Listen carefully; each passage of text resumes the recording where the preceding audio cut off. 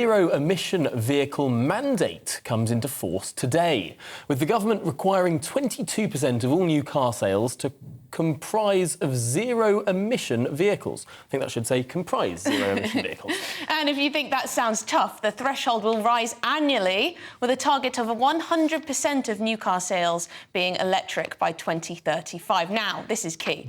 Failure to abide by the rules will result in a requirement to pay the government £15,000 per polluting car sold above the limits. So manufacturers, if they sell if they sell too many polluting cars, they will have to pay the government money.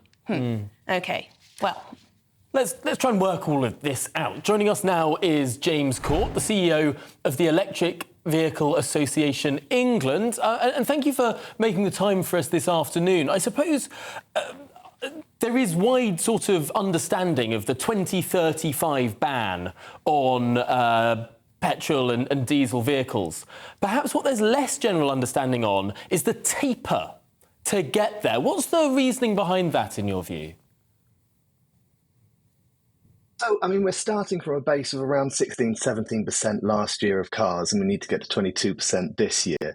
The theory is you can't really leave it all until the last year. So we need to get to 100% by 2035, and I think it's 80% by 2030. So it's a level sort of graph going upwards rather than trying to rely on a huge amount of heavy lifting at the end, which obviously gives huge amounts of confidence for car manufacturers, for chargers, for consumers. This sort of small increments up, I think, is a much more sensible way of doing it, and puts the UK in a position where we can hopefully steal the lead on the manufacturing jobs that come with this. James, why can't this be left to the market, though? As you say, 16 to 17% of new car sales are electric already. That sounds like we're making decent progress, not too far off 22%. So why can't this be left to the market and personal choice? James, did you hear me there? No, I think we've lost James. Let's see if we can re-establish some audio connection. We'll get our technical wizards to do that. But I think it is an interesting point, because there is astonishing growth in electric vehicles, not least, and he's not the most popular figure in the world, but Elon Musk sort of made them quite cool. Teslas are quite cool cars. Well, they're very expensive. And I think in the way that perhaps 15 years ago people looked at electric vehicles and thought they're really dorky, I don't think people think that really anymore. Like, some of the most attractive cars on the market are electric vehicles. Well, some would disagree with you on that one. There's something about driving a traditional petrol or diesel car that people enjoy. A Tesla model, I think it's Model S. They are quite sleek. With the gull wing doors that open up like Back to the Future. We've got another guest that's appeared. We've got motoring journalist and used car dealer Danny Kelly. Danny, thank you very much. Now, you're a little bit more sceptical about this transition to electric vehicles. Do you think it's right that the government is putting in these sort of arbitrary regulations and targets? I don't, and not only do I not think it's right, I think it suppresses the freedom of choice for the consumer. And your last contributor is correct. The total electric sales account for about 16%. They need to get to 22%. Some manufacturers are better at producing and selling electric cars than others. For example, Skoda, Europe-wide Skoda, their electric car sales account for around about 7%. Mazda, they're massive on plug-in hybrids, but of course that's no good. It needs to be completely electric, and they only have one model in the range. BMW, they do about 16% electric sales. So it's going to put massive pressure on manufacturers, and it's going to get to a stage, Emily and Tom, where consumers are going to be denied. This is my belief. I can't speak on behalf of the manufacturers, but consumers are going to walk into a Skoda dealership and they're going to say, I want to buy a petrol Skoda, please.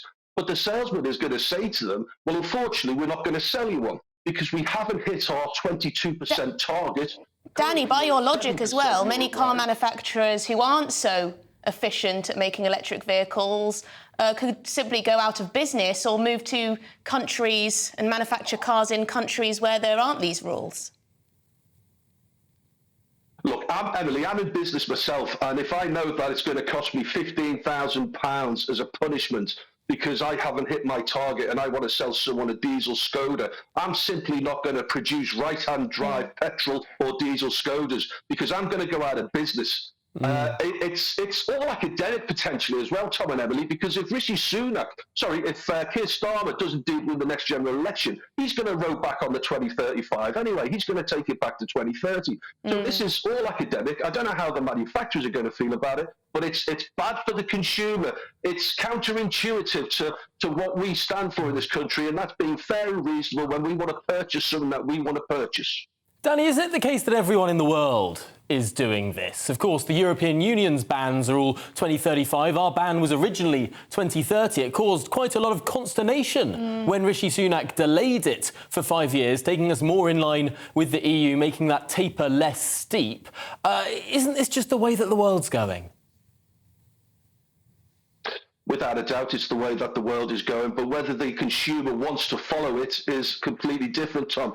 It's my view that unless you live in a detached house with a drive and an electric charging point, then you can have a 60, 70 grand Tesla or indeed a 25 grand Renault Zoe, because that's how cheap they are. But if you live on a tight terrace street somewhere in the northwest or the northeast where you can't guarantee a parking space outside your house, how the hell are you supposed to charge it with cables overnight? It's a tripping hazard. This is disaster waiting to happen. The motorway service stations, they're actually experiencing something called charge rage, where owners of electric vehicles are having to wait hours and hours and hours.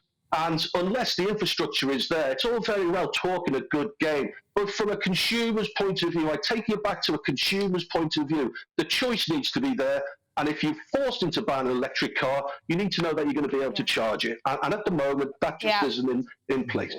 Thank you very much. Danny Kelly, Strong Staff, motoring journalist, used car dealer. Thank you for your time. I have to say, I saw a story about this last week, which was... about the rage, charging rage. Someone had objected to a charger being installed outside his house a few years ago, wrote to the council saying this is awful, this is anti-health and safety. They got the thing stopped being built. Anyway, fast forward to this year, he's bought an electric car. No way. He wants a charging point outside his house, but the council won't build it because of his previous objection saying health and safety was the reason this can't be built. Well, I just think the government messing around with all these regulations, changing them every day, it seems, is probably having an impact on that economic growth that doesn't seem to be happening. Possibly.